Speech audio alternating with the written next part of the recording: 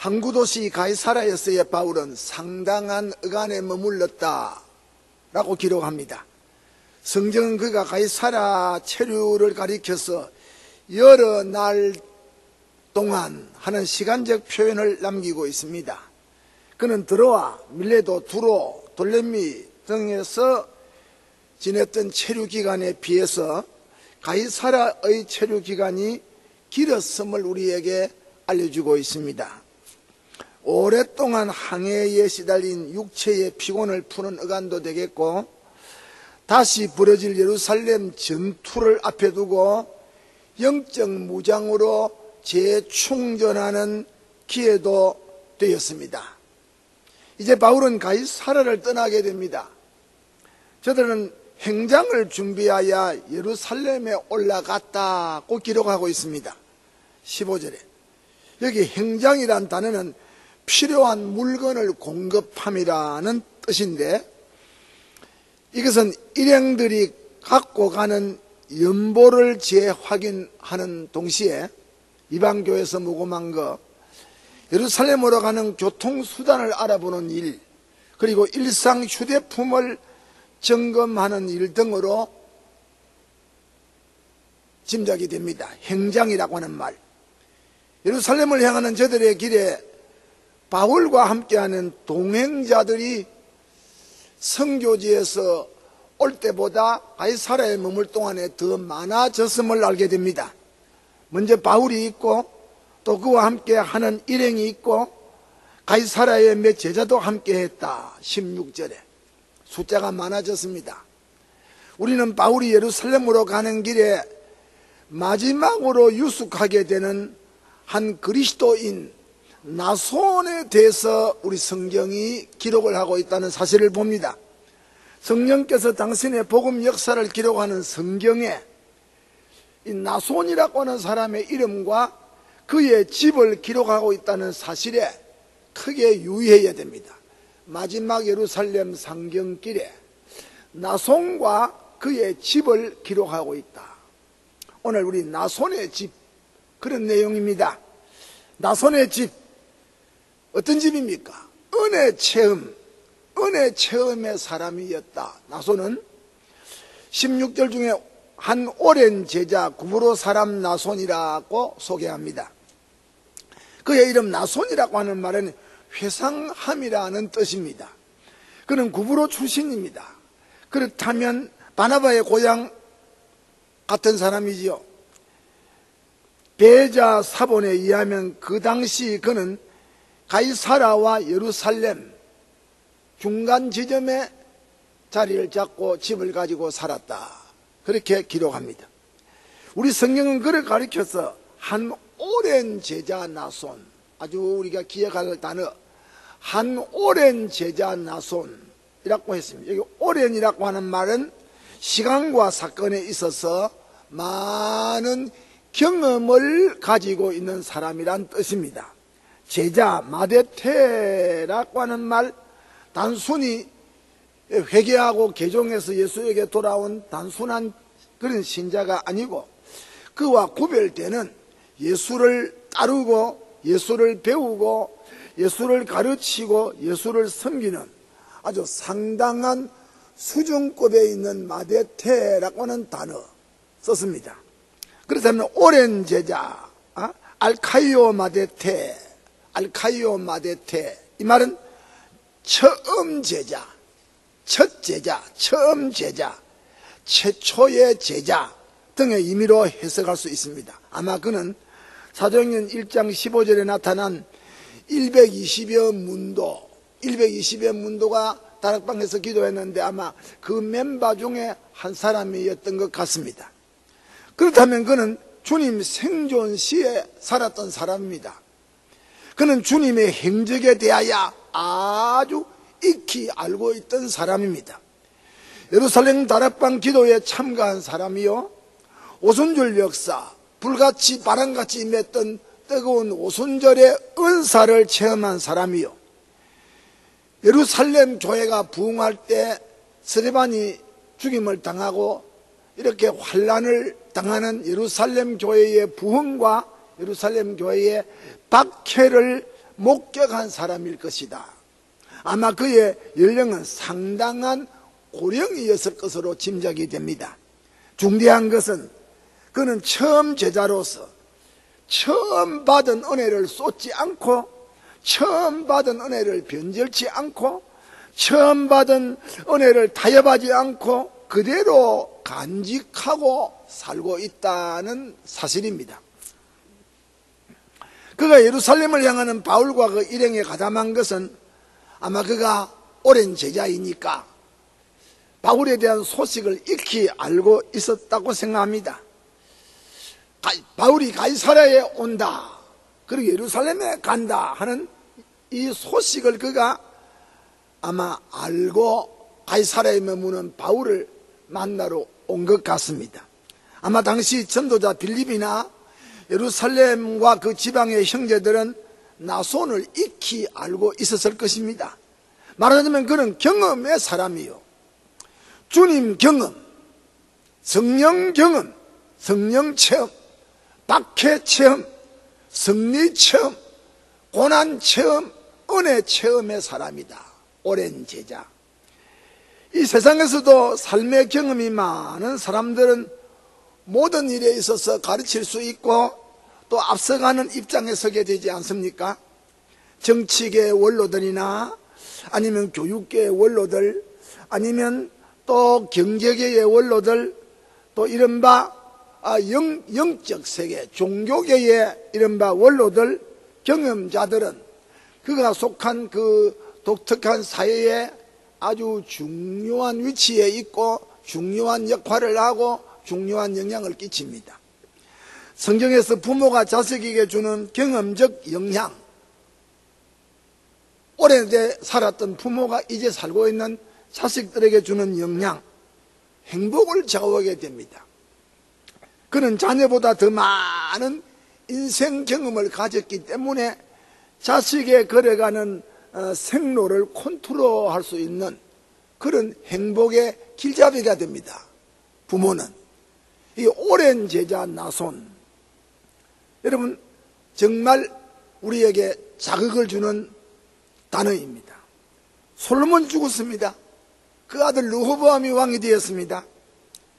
그런데 르호보암은 불행스럽게 아버지 시대의 아버지를 모시고 살던 정책 자문들이나 군사 고문들의 말을 듣지 않고 원로들의 의견을 듣지 않고 자기 시대, 자기와 함께 자란 소년들의 의견을 택했습니다. 그래서 그는 국정 운영에 엄청난 차질을 빚었습니다. 그 결과 나라가 나누어지는 북조와 남조 유다로 분국이 되는 비극을 맞게 되었습니다. 더욱이 하나님의 나라, 이 교회 운동에 있어서 축복 체험의 은총을 입은 백발의 노인들의 고견은 참으로 그 교회 발전에, 그 교단 발전에 많은 영향을 끼칩니다. 기도 체험, 회개 체험, 축복 체험, 전도 체험, 봉사 체험, 고난 체험을 갖고 있는 오래된 그런 신자들, 오래된 제자, 원로들, 저들의 유덕한 의견은 언제나 교회에서 존중되어야 됩니다. 그럼에도 오랜 제자들의 경험이 빛을 보지 못하고 사장되고 버림을 당하는 경우들이 오늘 종종 있음을 보게 됩니다. 왜 그럴까? 말하면 원로 장로, 원로 권사, 원로 목사들의 고견이 짓밟히는 경우가 많습니다. 왜 그럴까? 권위를 무시하는 패역한 세대들의 풍조 때문입니다. 부모를 거역하고 스승을 배반하며 선배들을 내동댕이 쳐버리는 비정한 세상의 영향 때문입니다. 그러나 성경은 내 아비에게 물으라고 했습니다. 역대의 연대를 생각하라고 했습니다. 백발은 영화의 면류관이라고 했습니다. 권위를 무시하는 세대의 사람들은 이렇게 오랜 제자를 멸시합니다. 그런가 하면 오랜 제자 자신들의 포기심 내지 이기소침 때문입니다. 나는 늙었으니 나는 할 수 없다. 나는 알아주지 아니한다. 대접을 받지 못한다. 이런 스스로의 연약성 때문에 처음 제자, 경험 있는 제자, 축복 체험의 제자들이 자기 자신의 어떤 포기심 때문에 교회에 유익을 못 주는 경우가 있다. 또 원로들이 명예심이나 탐욕 때문에 교회 안에 존경이나 사랑의 덕을 잃어버렸기 때문입니다. 한국 교회에 정말 원로들이 끼치는 영향도 대단하지만은 원로들이 교회에 끼치는, 한국 사회에 끼치는 손해가 많습니다. 노망기가 있는 원로들의 발언과 행동은 참으로 수치스럽게 하니 없습니다. 타성에 젖은 인습으로 무조건 자기 과시, 자기 우위, 자기 자만 때문에 주려고 하지 않고 또 원로들의 의견을 받으려고도 하지 아니하는, 결과적으로 교회가 손해를 입는 경우들이 많습니다. 이런 일들은 다 자기의 신앙 연조, 자기의 봉사업적 교회 직분 등을 앞세우고 그 진실된 은사를 겸손하게 활용하지 못하였기 때문입니다. 우리는 경험자들이 많은 가정이나 은혜 체험이 많은 교회가 얼마나 묵중하고 은연중에 질서가 있고 내용이 있고 영향력이 있는가를 은혜 체험이 많은 원로 장로나 원로 권사나 원로 목사나 원로 집사들이 있는 교회가 얼마나 든든하게 성장하고 있는가를 또 보게 됩니다. 유득한 은혜 체험의 사람들이 하나님 나라 발전에 큰 기여를 해야 됩니다. 이런 사람들의 백발이야말로 그 교회의 멸류관입니다. 오랜 제자 나손 때문에 생각난 말입니다. 확실히 나손은 오래된 제자였습니다. 그는 고령이 되어서 아주 백발의 지경에 이르렀던 사람처럼 느껴집니다. 그래도 그는 은혜 체험의 농도가 깊어지고 사랑의 마음이 넓어지고 소망의 마음이 높아지고 있었던 사람 같습니다. 그래서 그는 바울을 만나는 축복을 또 입게 되고 마침내 바울과 함께 영광을 누리는 자리에 이르게 됩니다. 그는 나이 많아 늙도록 주님의 은혜에 부하고 주님의 은혜 가운데서 호흡했던 사람이다. 오랜 제자 나손. 그 다음에 생각할 수 있는 문제가 바울과 함께 한 나손입니다. 16절이 말합니다. 가이사라의 몇 제자가 함께 가며 예루살렘으로 간다 이 말입니다. 가는 길에 한 오랜 제자 구브로 사람 나손을 데리고 갔다. 바울이 나손을 데리고 갔다. 아주 감명 깊은 본문입니다. 바울과 나손은 전부터 안면이 있었거나 아니면 함께 일을 했거나 전부터 같이 지냈던 일은 없었던 사람처럼 느껴집니다. 바울이 예루살렘으로 가는 길에 가이사라에 도착했을 때 가이사라와 예루살렘 중간에 살던 나손이 바울의 소문을 익히 듣고 은혜의 사람이니까 은혜의 종 바울을 만나러 가이사라에 온 것이라 라고 생각했습니다. 바울이 가이사라에 머물 동안 처음으로 저들은 만나게 되었다고 생각합니다. 아마 전도자 빌립과 다른 사람들에 의하여 바울을 처음으로 소개받았던 것이 아닌가라고 생각합니다. 그런데 우리 본문은 바울이 나손을 데리고 예루살렘으로 함께 올라갔던 행동을 했다는 말입니다. 우리는 이러한 본문의 장면에서 나손이 받은 축복과 행복을 씹어야 됩니다. 바울이 예루살렘으로 마지막 가는 길에 가이사랴에서 처음 만난 처음 제자 나손을 데리고 갔다. 그는 나이가 많아도 주님께 쓰임을 당하는 사람이었다는 사실입니다. 그의 육체는 노쇠했습니다. 그의 기억력은 점점 약해지고 있었습니다. 그의 시력은 점점 떨어졌을 것입니다. 그의 활동은 왕성하지 못한 상태에 있었던 사람처럼 보아집니다. 그럼에도 바울은 그를 복음의 동지로 가이사랴에서 그의 마지막 예루살렘으로 가는 길에 처음 제자 나손을 함께 데리고 가는 기용을 했습니다. 참으로 그는 저 구약의 갈렙처럼 노익장의 축복을 받지 아니했나? 응? 나이가 많아도 사도 바울이 이 오랜 제자 나손을 데리고 갔다, 썼다, 사용했다, 쓰임을 받았다. 멋진 장면입니다. 그는 주님의 고난에 동참한 사람이다. 그래 느껴집니다. 지금 바울이 행하는 예루살렘 길은 세상적으로 볼 때 결코 영광의 길이 아닙니다. 환난과 치욕과 불명예와 죽음들로 캄캄해진 길입니다.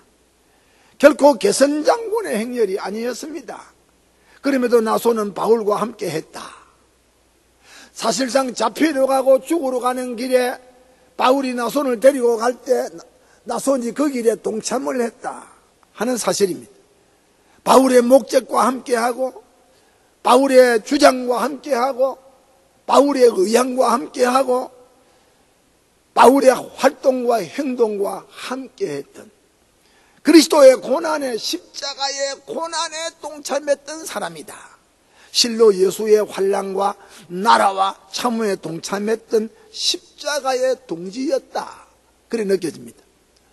한 오랜 제자 나손을 예루살렘으로 가는 길에 데리고 갔다. 무슨 뜻입니까? 자기의 마지막 봉사의 기회를 선용한 사람이다. 그는 서산에 넘어가는 해와 같은 시간의 한계성을 가지고 있던 사람이 아닙니까? 그에게 주어진 충성과 봉사의 기회를 이제 바울과 마지막으로 함께하는 찰나올시다. 참으로 아름다운 저녁 노을 사이로 비치는 밝은 석양빛과도 같은 모습입니다. 바울의 마지막 예루살렘 상경길에 그의 인생의 마지막을 함께함으로, 마지막을 고난에 동참함으로 마지막까지 쓰임을 당하는 봉사의 기회를 선용한 사람이다. 그렇게 느껴집니다. 첫째로 봉사의 사람 나손을 보게 됩니다. 16절 다시 말합니다. 이는 우리가 그의 집에 유하려 함이라. 왜 데리고 갔느냐? 이는 우리가 예루살렘으로 가는 길에 그 사람 집에 유하려 함이라. 이 본문에서 나손된 본래의 모습이 나오고 전도자 바울의 일행이 그를 데리고 가게 된 확실한 목적을 보게 됩니다. 지금 나손은 자기 집과 그 집에 필요한 모든 물건들을 바울과 그 일행을 위하여 쓸 목적이었습니다. 아마 그의 집은 바울 일행을 수용하리만큼 넓고 컸던 것 같습니다.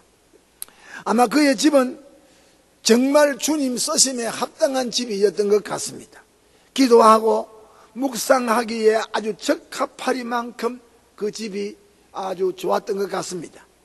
또 많은 일행을 대접하리만큼 경제적인 여건도 구비되어 있었던 사람처럼 보여집니다. 더욱이 자기 집이 가이사랴와 예루살렘에 가는 지점에 위치하고 있다는 사실 때문입니다. 그러나 아무리 여건이 이렇게 구비되어 있다 할지라도 나손에게 믿음이 없었다고 하면, 그리스도의 사랑이 없었다고 하면, 봉사의 충성의 마음이 없었다고 하면 그 큰 집이, 여유 있는 재산이 아무 소용이 없지 않았겠습니까? 그런데 나손은 영적으로 물질적으로 고난의 종들을 모시고 십자가를 짊어지고 저들을 섬김에 있어서 모든 것이 갖추어져 있는 영적인 사람이었다. 진실로 그는 오랜 제자였다. 처음 제자였다. 주님은 예루살렘을 향한 마지막 상경길에 어느 무명인의 나귀를 타시고 예루살렘에 입성한 일이 있습니다. 예루살렘으로 마지막 향하는 바울의 상경길에는 나손과 그의 집과 재물을 바울을 위하여 주님이 쓰도록 나손의 가정에 축복을 냈습니다. 참으로 나손과 나손의 집과 나손의 소유가 여호와의 영광을 위하여 주의 복음의 빛을 보는 순간이 아닌가. 살맛이 나는 순간이다. 정말 축복이 이루어지는 순간이다. 죽으러 가는 바울에게 나손은 자기에게 있는 모든 것, 시간을, 건강을, 재물을 다 바칠 수 있는 축복의 찬스를 선용한 사람입니다. 여러분, 이 세상에 온 모든 사람이 한평생을 세상에 살 동안 다 광명을 누리는 것은 아닙니다. 지원받은 모든 피조세계가 저마다 이 세상에서 하나님이 원래 사람을 만들 때 그 만드는 목적대로 사람들은 기능을 발휘하지 못합니다. 그 이유는 죄로 인하여 하나님의 형상을 잃어버렸기 때문입니다.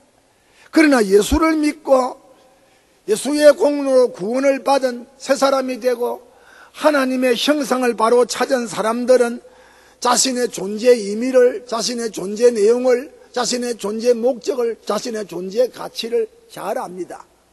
내가 받은 달란트는 주를 위하여, 내가 받은 건강은 주를 위하여, 내가 받은 물질은 주를 위하여, 내가 받은 존재 의미가 주를 위하여 있다.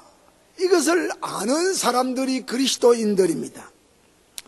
자신과 자신이 받은 달란트와 소유가 그리스도 공로로 인하여 새롭게 빛을 발하게 됩니다. 이것이 크리스찬들의 삶의 옳시다. 그것은 우리를 죄에서 구속하신 목적 중에 하나입니다. 그가 우리를 위하여 십자가에 돌아가서 자기 몸을 버리신 것은 우리로 하여금 죄에 대하여 구원을 받게 하고, 여러분, 선한 일에 열심하는 친백성을 만들기 위하여 주님이 십자가에 돌아갔다. 바로 주님께서 우리 자신과 우리 재능과 소유를 당신의 보험을 위하여 쓰는 선교적 도구로 선용하기 위해서 우리가 존재합니다. 여러분, 나손이 받은 바로 이 축복입니다. 나손이 남은 시간을, 자기 집을, 자기 재산을, 자기 정력을 주의 종 바울을 위해서 제공했다. 하나님이 나손을, 바울을 위하여 나손을 썼다. 선교적 도구로 썼다. 은혜 체험, 구원 체험의 사람, 처음 제자. 그의 마음과 목적은 복음의 사자들과 함께 예루살렘 고난의 길에 동행하게 됩니다. 그는 자신과 자신의 소유를 선교의 도구로 선용을 당하는 복을 받았다. 여러분, 저와 여러분에 있는 모든 것은 주님이 쓰실 때 본래의 값이 납니다. 왜? 나와 여러분은 건강도 영혼도 땅에 받은 모든 재능도 그 소유주가 주님의 것이기 때문입니다. 나손처럼 유용하게 쓰임을 받는 은혜의 길을 축원합니다.